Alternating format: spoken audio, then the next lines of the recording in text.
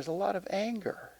And I think it's a righteous anger. Police brutality is a hot topic in our country, and MU professor Wayne Anderson says he believes it's because of decades worth of alleged mistreatment. It is the result of a tremendous buildup in terms of we're not being treated fair, everybody's hostile, we can't trust the cops, we can't trust the government, and boom, and suddenly all sense is lost and you get this tremendous reaction. Incidents across the country, like in New York, Washington, Baltimore, and Ferguson, have brought up the question of what is an appropriate amount of force.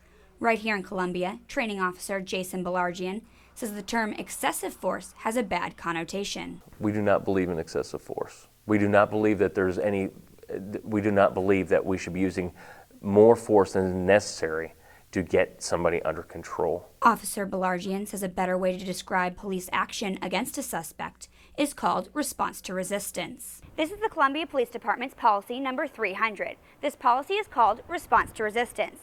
Right here it outlines exactly why a Columbia police officer is able to use an amount of reasonable force.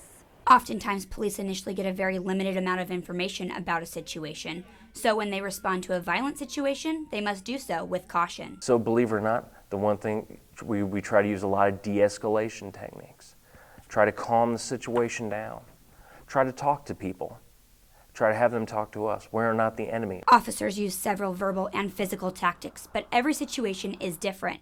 Belargian says when an individual cannot be contained, police are forced to use more extreme tactics, including using their handgun. If they used them, it is based on the totality of the circumstances of the incident as a whole, because every situation they usually go on is different. Officer Belargian says the Columbia Police Department requires continual in-service training every year to ensure officers maintain their tactical skills.